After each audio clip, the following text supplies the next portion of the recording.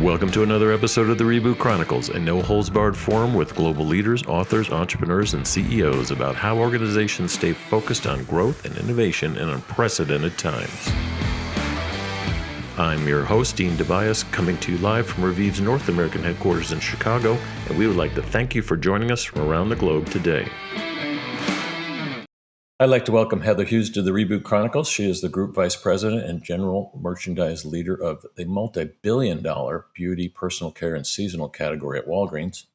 Walgreens Boots Alliance is the largest retail health pharmacy and daily living destination across the U.S. and Europe, serving millions of daily consumers coming in and patients every day. And they have about 13,000 locations with 325,000 people that delivered $130 billion in revenue last year. Pretty impressive. Founded 170 years ago, WBA is an index component of the Dow Jones sustainability indices and named to the 100 best 2022 corporate citizens list, which is amazing as well. Good to see you, Heather. Kind of a long intro there, but you guys are rocking it these days. It's a lot of good things going on at Walgreens. Great to see you too, Dean. Yeah, it's Walgreens has had a lot going on. It's been a lot of fun. Yeah, you're obviously a known person and a friend of the show, and so we know a lot about you. The thing I really love about your background is, unlike most retail executives, is you're a trained pharmacist. Not too many people can say that, and I just think that brings a really unique perspective to kind of the growth and innovation challenges, especially in retail today. It's a lot of tough sledding going out there, and I think with the emergence and maybe the convergence of health and wellness, you seem to bring this differentiated clinical view to it as well, about what's the future of beauty and personal care. So we'll get into that today. And just one last observation is, when I look at your CEO, Roz's strategy of kind of making WBA kind of the neighborhood health and personal care or destination, if you will, my words, it just looks like an exciting time to be there.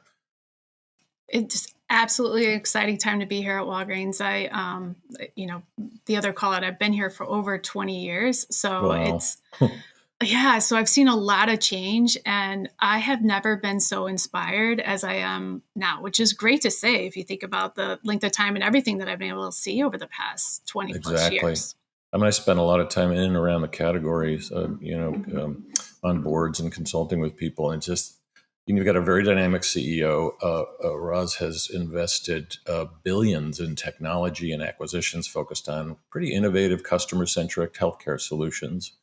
And my first question, I guess, is maybe just under the auspices of that, what are you now? It seems like you've probably changed your thinking, especially coming into this role new. Is like, how are you thinking about rebooting what they call BPC, the beauty and personal care space at Walgreens? Yeah, so you kind of touched on my unique background, right? So being a Yeah. pharmacist, and I have a very different perspective, and I'm learning even more that it is very different than kind of your traditional beauty suppliers and personal care suppliers that are there. And what I love about it is I can bring in this unique point of view to share of how to think about things clinically, how a pharmacist might think about things, or gaps even of what they're thinking about communicating to customers. And we're on this precipice of self-care journeys that is just growing phenomenally. And it had started before everything as it pertained to COVID and the pandemic, but that amplified it. People really began to know and realize you have to take care of yourself, and you're in control of that. Mm-hmm. And it lends itself into this beauty space where beauty is no longer about this just looking beautiful. It's very much about, and this is where I want to take it, but customers are viewing it this way. It's how you take care of yourself and how you feel about yourself. And it's an emotional well-being. And you could start to connect so much of that back and forth into the health and wellness space. Which is uniquely what I'm focused on, especially being the pharmacist background that I have, bringing that clinical perspective into the view. So that's the reboot journey that we're on within the beauty and personal care area. So that was a good guess on my part. I was guessing, of course, but it just seems like beauty. And what I'm excited about is this beauty, health, wellness space is kind of becoming more integrated. are they becoming more part of holistic care as well, or is that stretching it a bit? I think so. It will. It will. Is it there yet? No. Yeah, Customers, us industry products, insiders, we think it technology. is. We think Yeah, it is. Yeah, but but it's it's not. not quite there. Okay. But it's on its way. And so you kind of have customers too, people that are just newer in their journeys, and then you know how this works, when there's demand for something, that's Hmm. where your suppliers and the research and where they spend the money then to further develop. And that's kind of where we are in this point in time is, okay, so how do you make things more personalized and customized so that um, customers on this self-care journey can bring that true full picture of holistic well-being together, Yep. inclusive of that beauty and personal care space. Yeah, I've seen that in of course in women, but since post pandemic times now going into 23, 24, it's like the if you look at how men's behavior has shifted, it's been amazing. They never used to even look at the beauty aisle. They pop into a Walgreens and head right to the liquor area or whatever. Used to have cigarettes. Do you still have cigarettes? We do. Some stores do not. So we're Yeah. working on that Getting strategy. off track there. So much Yeah. for health. So much for health. But the it just seems the amount of focus and time and energy, and I guess the this is it the I mean, how have customers' attitudes changed? I guess looking at this, just probably a lot of research around this, but was COVID a big igniter of that, or is it just the kind of the evolution of more healthy societies? I know we're just talking about the U.S. in this case, but we're seeing similar things in Europe. But yeah, what do you think's driving most of this? So COVID was a huge igniter. There's no doubt about it. The trend was there. It existed before COVID, where you were Uh, starting to see people start to care more about kind of this shift in dynamic of thinking of acute care shift into proactive care. And so you were seeing a lot in health and wellness space first, where our society is really has been built on, I get sick, I go treat it, and it's this acute care thinking. right. And before COVID, there was a bit of some folks saying, I actually know that my parents had this illness, therefore I want to try to prevent it for myself. And so you were starting to see those dynamics shift, but it wasn't everyone. And then when COVID happened, it really it made a lot of people rethink how they were taking care of themselves, and it made them think beyond just that I'm sick and I need to care for myself, but how do I feel about myself? How do I feel about everything in general? And it really ignited this idea of taking care of yourself in a very holistic way. And so I think had that not happened, we would have just been on this very slow journey with it. So it certainly ignited and people, more broader people thinking about it, besides just kind of, a smaller percentage of folks focused on it. Yeah, and has that changed or shifted a lot of the interaction in the stores? Your beauty. Do you call yours beauty techs or beauty Beauty specialists? consultants, Beauty we call them consultants. beauty Yeah. consultants, yeah. Yeah. How's that role shifting?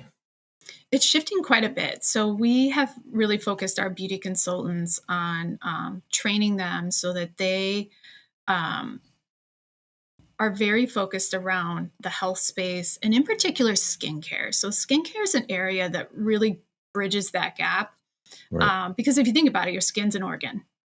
It is absolutely one of your organs that you need to take care of, and it's also what prevents you from many things, and it plays such a key role to keeping your body healthy. And so we use our beauty consultants to train them around skin health and the various types of skin ailments that there might be, whether it's psoriasis, eczema.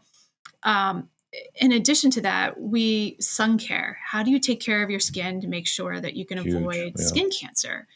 So making sure they're trained on that. And if you think about it, right, in the pharmacy, we we are dispensing medications that actually cause photosensitivity. And so making sure that we build programs Uh, to connect that's a that great so that our crossover. pharmacists can then warm transfer over to beauty consultants to find the right SPF for those patients that came into the pharmacy. So those are the types of like holistic way that we're approaching it and using those beauty consultants to focus on that.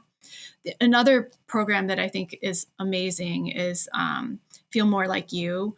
We had we focused with our clinical teams internally here to build out the right regimen of products that we knew would be appropriate for patients dealing with cancer, and having our beauty consultants there for them to make sure that they can help them on the specific products that might be right for them, that we knew were clinically valid and appropriate for the various ailments, and in particular that their skin was going through. So these are different ways that we're pulling in kind of the healthcare focus. And of course, they're there to help too on any of those true color cosmetic needs, the new innovation in the marketplace, because those are important too to the customers coming in the door. Yeah, that's really smart. I like that crossover connected tissue, if you will. It's almost like when you get a prescription, it's like rather than that long list printed out and stapled to the bag, they should have all the other things you should buy. You should buy lots of water and some sunscreen when you're taking this medication. Wow, so that's a great opportunity that probably a normal category leader probably wouldn't think of. That whole that consumer coming into the store and making that more. I don't even know what you want to call it. It's not holistic, but I guess it's just consumer journeys, right? Just showing, how they come through. And, it's like in the United States, Europe, probably not so much, but, how do you get people out of their cars? The drive through Walgreens customers, how do you get them into the store? It's probably another good, we won't have you disclose all your secrets today, but I could think of so many with you here today. Might be fun. And so, I mentioned your CEO, Roz, investing, billions in technology and acquisitions and all kinds of cool stuff, which is smart. And so are your competitors, of course. So it's a I don't know if it's a land grab, but there's definitely seems like there's a war going out there in America for the consumer mind share, no matter what retail category you're in, but definitely the whole convergence around healthcare and stuff. And curious how you view technology in and around skincare. You mentioned, for instance, in the beauty space and sun care, and the whole personalization, for instance, of the consumer's journey. Like Boots #7 is using Revive, one of our sponsors here, to kind of personalize and help people choose. And what are your thoughts around the next generation of personalization for either customers or actually, consumers that haven't come in yet? I think it's super exciting to think about the journey that we're on here, because as technology really advances, and there's some that's out there that's, to your point, right, that exists that we're able to use to actually customize and personalize Hmm. products for our customers, and that's what they're looking for. No doubt about it. Personalization is the key to success here, for our customers, because that's what they demand and what they need.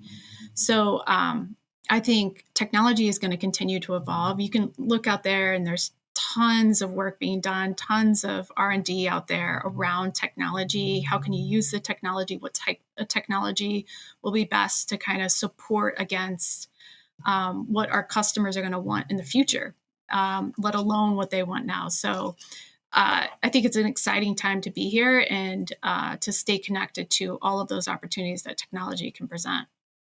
Yeah, it seems overwhelming. If you go into a Walgreens, Walmart, CVS, even a Target, definitely.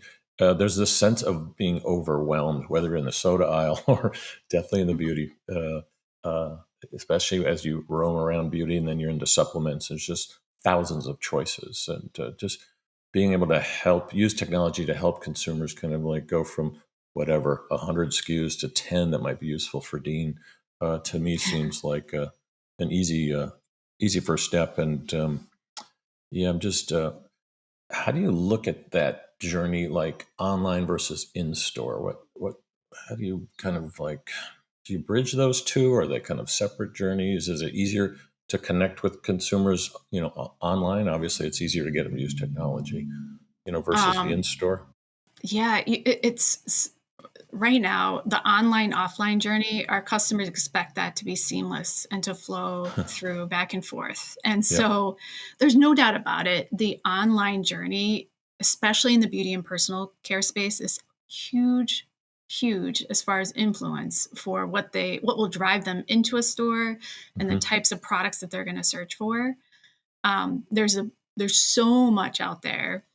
in that online journey. And you can think of the traditional ways, but the reality is it's the social media influence and the ability of the common person to post videos and share their experience. So not just a review in words, but actually posting videos, and then multiple people posting those types of videos to give the assurance to customers that they want to come in for those particular products. So I think right now it's really interesting to see how that online influence can actually be quite social media driven. I think for me, in particular with my healthcare background, Yeah. I get nervous that sometimes they might be making recommendations that aren't right for the consumer who's taking in the information. And so the journey that will be part of ours is how do we help cut through to make sure customers are getting credible sources through these avenues that they want to have that information, but make sure that they're credible to help them migrate down to the right products for them that will work for them individually in the right way. Yeah, and the personalization technology helps that too, because some of them are self-selecting, giving you data, and then you're actually, analyzing it yourself and as a company and making smart recommendations. And I can't think of a better company than one that is kind of grounded in, science and pharmacy and now technology. So that's an interesting mix. So I've written a couple of Forbes articles about the space, like the future of healthcare at the retail level, if you will, and to kind of mention the four big guys, Walmart, CVS, you of course, and Amazon, all different approaches, all putting big bets on the table, and your Village MD partnership seems amazing. It's expanding. I think they just did the acquisition of Summit Health, and that's going to probably accelerate even more. I think you're up to 400 clinics, Village MD, and you've got probably 200 co-located in Walgreens stores. So, just curious, what the future of that seems pretty clear. It's been pretty well articulated by you guys and your leadership team. And how do you see that? You mentioned crossover stuff, but just to me, it seems like an amazing opportunity where people are going to be using your brand for things they've never really thought of before. So is that a two-way street, or do you see that benefiting your category? It seems like your category, as well as supplements, is just a hot connection there. Oh, absolutely a hot connection to it. I guess starting with the fact that I love the transformational journey that we're on as a company, and wanting to help dynamic and wanting to help transform healthcare for all. And it's amazing to work for a company that's going to take on something so challenging and so difficult, knowing that we're in the communities and able to actually help make those transformations. And as I think about how that's going to come together over the years, I have so many ideas of how I can connect in within our personal care space, which I would say is much more of a self-care type area, along with our beauty space. And the challenge is going to be is we need to make sure we land the full strategy first before I'm able to really plug in the areas that I want to. But there's so much opportunity to make those connections as we land the formal strategy.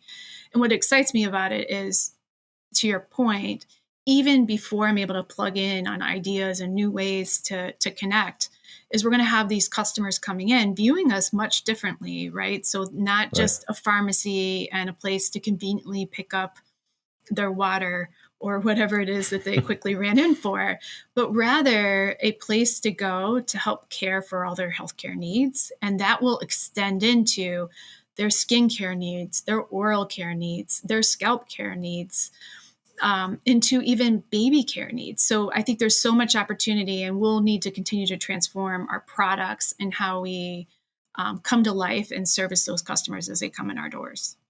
Yeah, you hit on a big one there. Skincare, scalp care, all that stuff. It's rather than beauty and topicals and what are you seeing in terms of trends over the next couple of years there?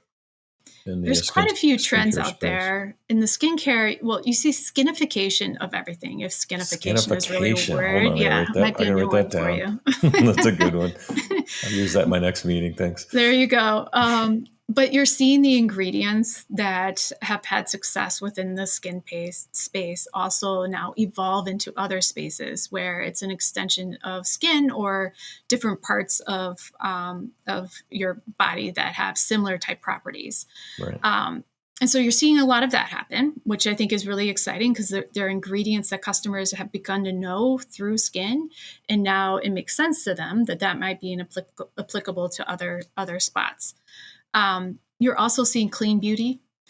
Our customers do not want toxic chemicals on their skin. They do not want to put toxic chemicals into the environment. And there's an expectation to clean up the beauty and be transparent about the types of products that you have in and the ingredients that you have in. Less Right. ingredients are better.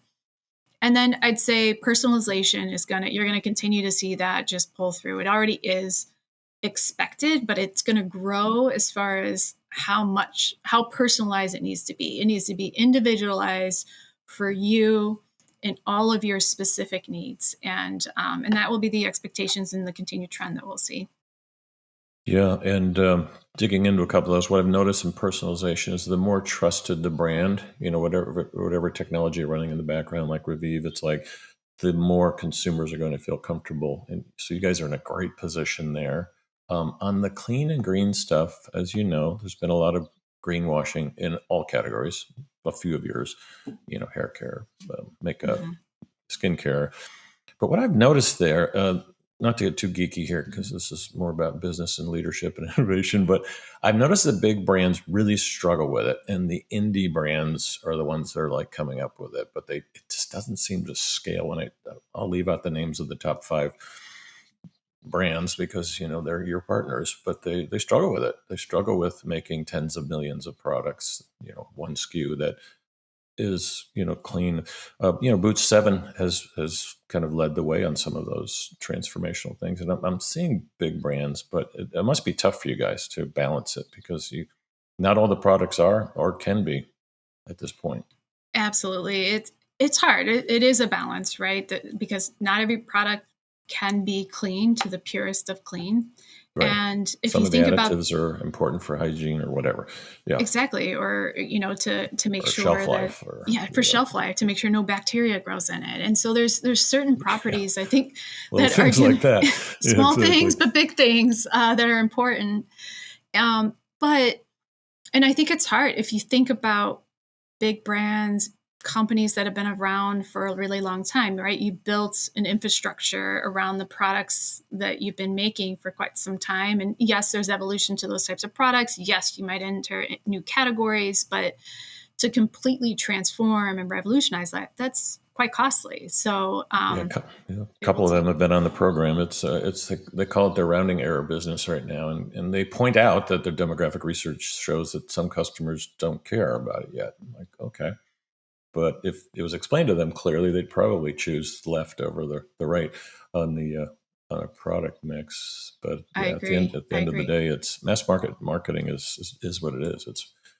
It's mass market. But yeah, it seems like you are in a good position to kind of lead that. That's where I was going with it. Given the clinical background and the and consumers being not just interested in green and clean stuff, but what they put inside their body is now just as important of what they're doing on topicals, which they didn't really worry about as much. Completely agree with Any you. insights there? Yeah, I completely agree with you there. It's customers have learned that it's not just about what they put in their body, but also what they put on their body. And I think us at Walgreens, right? We have the clinical teams, we have our own brand business, we have ways, and we have our global brand business. We have ways that we can make strides and help the customer and help lead the way with the products that we do have, and help to educate them on how best to take care of your external parts of your body just as much as your internal. And to your point, we have the trust, and we have the trust with our brand. We have the trust with our pharmacists, and we value that trust so much from our patients and customers. And it is something that we will make sure that we always provide them the right value, the right information, the right health properties, and not steer them the wrong way, and be transparent about what's in products. And so that's the journey that I'm trying to take within our beauty personal care space, in particular with own brands. But we're just beginning. As you know, I took over our beauty personal care business about a little over 4 months ago. So Yeah, we're but in kind of dog years, writing the that's a long narrative on time. it. Yeah, Yeah, come in on. dog years. Can't use that excuse anymore. You mentioned the beauty consultants. So, you and maybe another company do that pretty well. I think you guys do it very well. I actually talk to them. I find that they probably go to too many Walgreens, though. So I'm a bad example because anytime I travel, I never bring enough stuff. So I always hit a Walgreens. But I always ask them about other things in the store that they just know where everything is. It's amazing. And but my question is more about how do you bring that expertise, which you have, and your clinical trust online? Because you're good in store, but when I go online, I'm all by myself. We don't want Sorry, to leave you talking all about by me. yourself. Or my girlfriend, she's all by herself. Let's use that. She's like, "Hey, there's no one here to help me." It's like, yeah. What are you Yeah. thinking? What are you thinking there? So we are exploring how do we create a better chat approach so that we Yeah. can provide more online support. So, and I don't know if you know this, but we have a pharmacist chat today. And if you needed to Saw reach a that. Yeah. pharmacist, yeah, so we have that. We should have something similar within our beauty space to help from the front and well-being space, whether you call it a beauty chat or whether we call it something else, so that it's Yeah. real clear to customers that it's Yeah. broader than just color cosmetics type beauty, but rather how do you help care for yourself when you come in from like a self-care perspective. So we are exploring what that can look like now, the various types of technology, to see how best to test it. I think one of the biggest things is when we do stand it up, and how we stand it up is then letting customers know that we have it. And that's one of the key ways to make sure that we have success with it, because we want to make sure, because we don't have a beauty consultant in every store, and we want to No, make it's sure like that we have 600 them stores or something, or in about 3,000 stores. 3,000. Yes. We have beauty That was consultants, probably during but COVID. I remember the stat where it went down to a certain.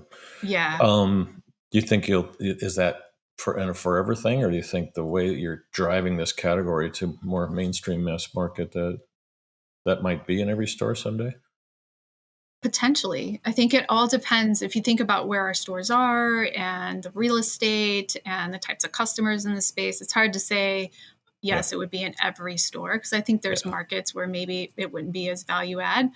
Right. But could it grow in other stores? Could we figure out ways that beauty chat is so accessible that actually maybe we don't need as many in some of the stores? So it's going to be an evaluation as we land the Exactly. chat type and digital online piece, to see how customers react with that and what they're comfortable with. Some are going to want, especially on taboo topics in women's Hmm. wellness space, they might want that more private conversation and feel much more Exactly. comfortable Exactly. online.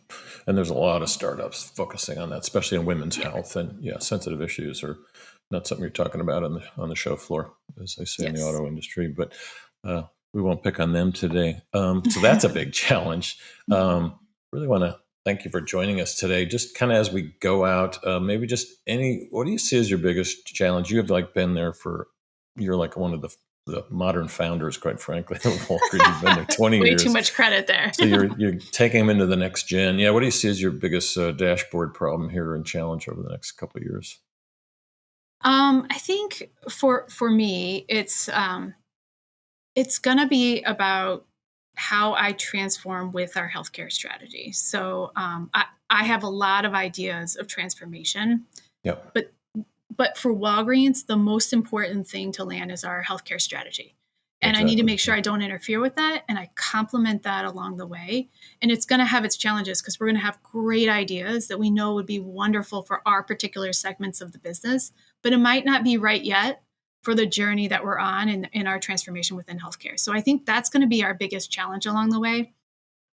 It's a good challenge to have, which is exciting, It's a because it nice might just problem. be, it is a nice problem to say that we might have to put things on the back burner until we're ready for it, or find other ways to accomplish what we're looking for. But I think it's super exciting because of the opportunities that are there, and there are countless opportunities I think that we'll be able to develop over the time. Yeah, and I think you're pretty smart about how you can do that situationally, geographically, by demographics, online, offline, in store. Yeah, it's I see no shortage of shopping list of things you could do. It's like just figuring it out, and sounds like you're the right place at the right time. And what a fun category too. It is fun. I really am enjoying it. It's a lot of fun to learn, a lot of fun with the evolution that we're seeing within the customers.